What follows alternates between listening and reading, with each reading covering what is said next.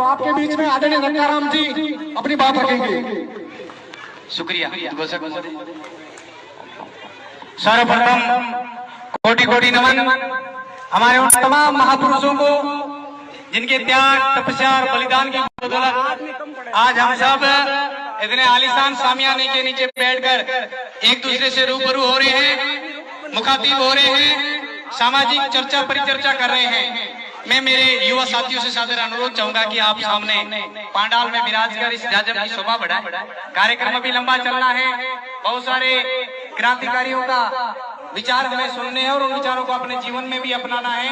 तो आप सामने स्थान ग्रहण कर इस कार्यक्रम की शोभा बढ़ाएं। मैं आज के इस चिंतन शिविर में बाहर से पधारे हुए तमाम आदरणीय मेहमानों का इस पावन धरा पर वीर समुदाय की ओर से हार्दिक स्वागत और अभिनंदन करता हूं। और सबसे ज्यादा मैं यहाँ के जो क्रांतिकारी युवा साथी हैं उनको धन्यवाद ज्ञापित करता हूं कि बहुतायत संख्या में हमारी मातृशक्ति को इस कार्यक्रम में लाया गया है। हम आदिवासियों की जो सबसे प्रमुख पहचान रही है कि हम मातृसत्तात्मक समुदाय का प्रतिनिधित्व करते हैं, लेकिन दुर्भाग्य से धीरे धीरे हम गैर आदिवासी संस्कृति में, गैर आदिवासी परंपराओं में पढ़ने से हम हमारी माँ बहन बेटी को भूल गए। राष्ट्रीय अंतर्राष्ट्रीय कार्यक्रमों में सहभागी होने का सौभाग्य मिलता है और मैं आप तमाम बुजुर्गों से, जो हमारे पिता तुल्य बुजुर्ग बेटे, आपसे कहना चाहूंगा कि हम आदिवासियों में बहन बेटी अलग, पुरुष अलग ऐसी प्रथाएं नहीं थी और आज भी नहीं है। कभी राष्ट्रीय कार्यक्रमों को जाकर के देखना, या बहन बेटी या पुरुष या बहन या पुरुष सभी साथ में बैठते हैं, लेकिन हम यह परिचय दे रहे हैं कि हम गैर आदिवासी संस्कृति का धोतक और इनको अलग बिठा रखा है। हम कहाँ थे, कहाँ हैं और कहाँ होना चाहिए, अगर इस प्रश्नों पर हम चिंतन करते तो उसमें एक सबसे बड़ा कारण यह भी होता कि हमने हमारे समाज रूपी गाड़ी को आगे बढ़ाने के लिए जो दो टायर चाहिए होते हैं, उस टायर में पुरुष रूपी टायर तो गाड़ी में लगाए रखा, लेकिन महिला रूपी टायर निकाल के घर रख लिया, इसलिए समाज रूपी गाड़ी आगे नहीं बढ़ पाई। लेकिन अच्छा है, देर आए दुरुस्त है। आज यहाँ आके बैठी है तो कल यकीनन ये बीच में बैठेगी और परसों यहाँ मंच पर भी आकर के अपना उद्बोधन देगी। तो मैं इनके लिए जोरदार तालियां बजाएगा, क्योंकि किसी भी समुदाय का विकास तब तक नहीं होगा जब तक उस समुदाय की मातृशक्ति जागरूक होकर के समाज का नेतृत्व नहीं करेगी। आने वाली पीढ़ी कैसी होगी, सभ्य होगी या असभ्य होगी, संस्कारी होगी या असंस्कारी होगी, वो तमाम माँ की गोद से पल करके तैयार होती है।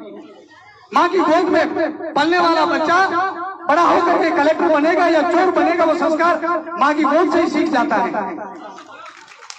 और जब तक इस कार्यक्रमों का महत्व को, इस प्रकार के आयोजनों के मुख्य जानकारी को मातृशक्ति जब तक नहीं सुनती है, सीखती है, तब तक समुदाय का विकास होना मुश्किल ही नहीं, नामुमकिन।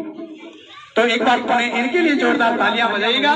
सुबह से यह समस्या कर रही है और हम युवा साथियों को संदेश भी दे रही है कि जब से आकर के बैठी है तब से मिली तक नहीं है, और हम 10 बार तो बाहर इधर उधर क्या है, कभी जर्दा गुटखा के लिए, कभी बीड़ी सिगरेट पीने के लिए, कभी पानी पेशाब के लिए गए हैं, लेकिन ये सुबह से यहाँ टिकी हुई और समुदाय के लिए स्थायित्व का महत्व दे रही है कि हम बैठ करके किस प्रकार से अनुशासन से सीख सकते हैं। आपसे भी यहाँ इनसे हमें सीख लेनी होगी। और मातृशक्ति के लिए लाख लाख जोहार। आप लोगों का समुदाय के विकास में सबसे महत्वपूर्ण योगदान होता है। जब तक आप इस प्रकार के कार्यक्रमों में नहीं आते तब तक समाज का विकास मुश्किल ही नहीं, नामुमकिन है। लेकिन हम सौभाग्यशाली हैं कि आप सभी का आशीर्वाद, आप सभी का साथ और सहयोग हमारे साथ है और ये कार्यक्रम आलीशान दिशा की ओर बढ़ रहा है। साथियों, हम जब बात करते हैं कि थे, कहाँ हैं और कहाँ होना चाहिए था, तो हम कहाँ थे? ये हम नहीं, तमाम लोग कहते हैं हम आदिवासी हैं। तो एक आदिवासी उसे कहते हैं किसी भी भूभाग के, किसी भी निश्चित क्षेत्र के अंदर, उस भूभाग के अंदर मनुष्य के रूप में सबसे पहले पैदा हुआ वो उस क्षेत्र का आदिवासी। अब भारत के आदिवासियों की बात करिएगा, इतिहास उठा के देखिएगा, इतिहास कहता है कि भारत के सबसे प्रथम और सबसे प्राचीन यहाँ के आदिवासी भील, संथाल, गौंड, भोज, ओराव और ऐसे कुछ समुदाय है जो यहाँ के आदिवासी हैं। तो बाकी कौन? तब शब्द आते हैं एक आदिवासी और मूल निवासी। हर कोई कहता है जय मूल निवासी, जय मूल निवासी। मैं उनके सामने एक पक्का में तर्क रखता हूँ, आप लोग भी इसको समझें और उन लोगों तक ये रखें कि आदिवासी और मूल निवासी में क्या अंतर होता है। कल्पना करिए कि ये जोधपुर जितना भी क्षेत्र है, इसका जो एक जमीनी क्षेत्र है, इसके अंदर मनुष्य के रूप में सबसे पहला पैदा हुए। उनमें से जैसे मैं यहाँ सबसे पहले मनुष्य के रूप में पैदा हुआ, तो मैं जोधपुर का तो आदिवासी हुआ और कल यहाँ से माइग्रेट करके डूंगरपुर जाके बसा। वहाँ के मैंने डॉक्यूमेंट बनाए, राशन कार्ड, आधार कार्ड, मूल निवास बना के वही रहने लग गया।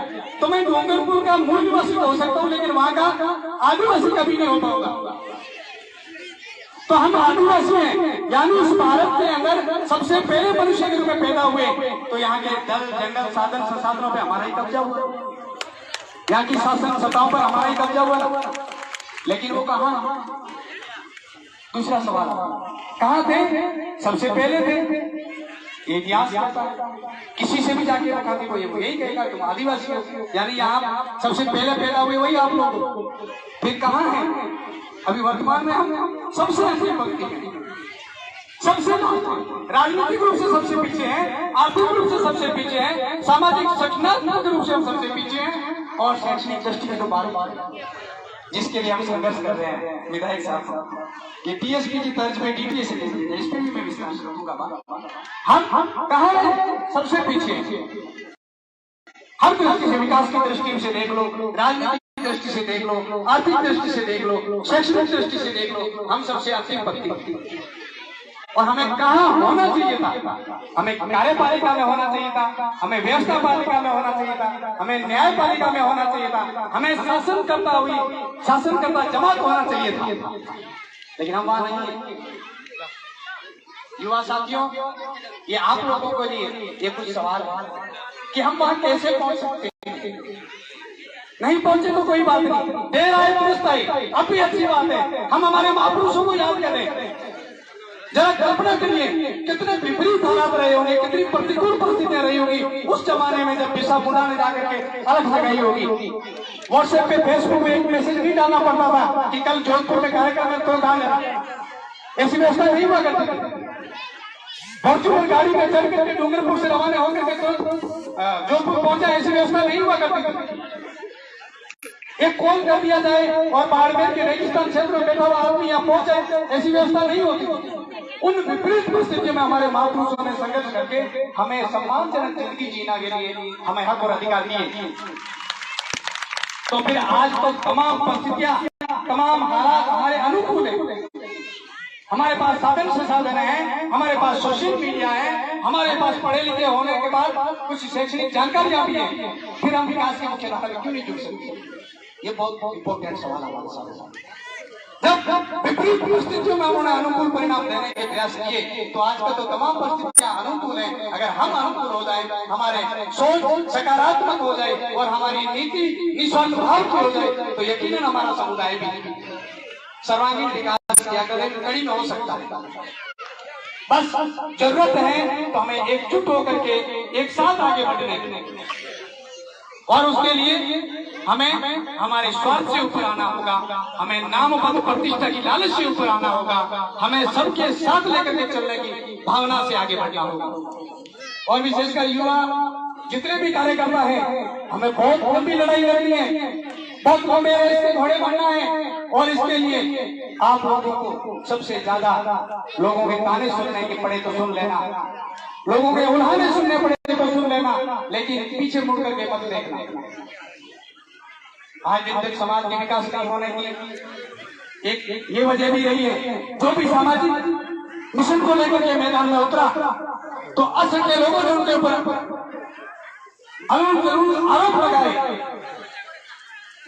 और उन आरोपों से आहत होकर के उन्होंने अपना घर पकड़ लिया कि एक तो पैसा खराब करो, अपने बच्चों का समय खराब करो, सब कुछ करके भी कुछ मिल क्या रहा है। ये तो ही, ये बदनामी, इस प्रकार के आरोप उन्होंने घर पकड़ लिया, इसलिए समाज आगे नहीं। सामाजिक मिशन में उतरो तो सारी चीजों को अनसुना करके और अपने मिशन में लगे रहना, अपने आप एक दिन वो आएगा जब आपका समाज विकास की अग्रिम कड़ी में होगा। इतना ही नहीं, हम लोग जैसा अभी जो राजकुमार जी बात कर ही रहे थे कि वो लोग हमारी आवाज उठाने क्यों नहीं आए, वो हम लोगों की गलती है। संविधान ने हमें हक दिया कि जाओ आपस में फिर बैठ करके तय करो कि आपकी आवाज ढंग के तरीके से आपके पंचायत को कौन चला सकता है, उसको सरपंच चुनो। आपकी आवाज अच्छे तरीके से विधानसभा में कौन उठा सकता है, उस व्यक्ति को आप मिल करके तय करके विधानसभा भेजो। आपके हक और अधिकारों की आवाज को संसद में अच्छे तरीके से कौन उठा सकता है, उस व्यक्ति को आप मिल करके चुन करके संसद में भेजो। लेकिन दुर्भाग्य से हम ऐसा नहीं कर रहे, क्योंकि हमारे सामने विकल्प रखे जाते हैं। आज कहने को लोकतंत्र है, लेकिन अप्रत्यक्ष तरीके से हमारे सामने विकल्प रखे जाते हैं। ए बीजेपी, बी कांग्रेस, सी सपा, बसपा, आप, इस प्रकार के विकल्प रखे जाते हैं। इनमें से किसी एक में बटन दबाइए। जैसे अभी परीक्षा चल रही है, आपके सामने विकल्प है और आपका टिकट कौन तय कर रहा है? या तो अशोक गहलोत या सोनिया गांधी तय करके भेजेगी कि आपका ये प्रतिनिधि होगा, या फिर नरेंद्र मोदी या वसुंधरा राजे तय करके भेजेगी कि आपका ये प्रतिनिधि होगा, और या फिर आम आदमी पार्टी के केजरीवाल जी भी भेज सकते हैं कि मेरा ये आपका प्रतिनिधि। अब इनमें से किसी एक को क्यों नहीं? ये लोकतंत्र नहीं है, अप्रत्यक्ष रूप से पार्टी तंत्र होकर के रह गया।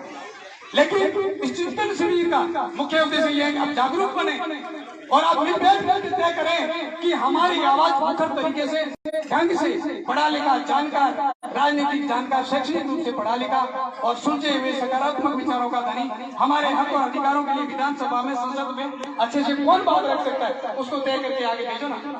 किसी की काफी सबसे पहले और इस प्रकार का आदमी आपके लिए धरने पे बैठे 2-2 दिन तक सर्दी की मौसम के बाद अगर हम ऐसा करें, और पूरा भरोसा है कि इन बातों का आप समझ रहे होंगे और विशेष ज्यादा नहीं तो पंचायतों में तो कर ही सकते। अभी यहाँ पर गंगाना के सरपंच साहब आए, क्या कहीं हो, मैं जानता हूँ वो दिख नहीं गई सरपंच साहब बैठे हमारे बीच, ये गंगानगर के नहीं कह रहा हूँ मैं। तो हमारे यहाँ कहने को सरपंच है, लेकिन उनकी बागडोर किसी और के हाथ में। हमारे सरपंच के पास हम साइन कराने जाते हैं तो वो कहता है कि मुझसे पूछ के आप साइन करूंगा। इससे बड़ा दुर्भाग्य क्या होगा? रोना आता है ये बात कहते हुए हमें। अरे उस सरपंच को चुना किसने? एसटी सीट में तो भीड़ ही बनेगा ना, क्योंकि हमारे यहाँ भीड़ों के अलावा मीणा नहीं, संताल नहीं, मोड़ नहीं, उड़ा नहीं, मीणा नहीं, कोई नहीं है भाई। एसटी सीट में तो भीड़ ही बनेगा, तो भीड़ को आप मिल करके तय करो ना। अगर कोई गैर तरीके से वो भी अपना पार्टी का कोई एक मोहरा शराब पिला करके खड़ा करते हैं तो उसको कोई सिरे से निकालो, वोट ही मत दो और आप अपना प्रतिनिधि चुन के भेजो, कैसे आपका काम नहीं होता। लेकिन दुर्भाग्य से सब जगह ये आ गया, कहने को वो भीड़ सरपंच है, लेकिन उसके पास भीड़ काम करने जाता है तो कहता है कि फलाने आदमी से पूछ, अगर वो कहे तो मैं साइन करूंगा। इससे बड़ा दुर्भाग्य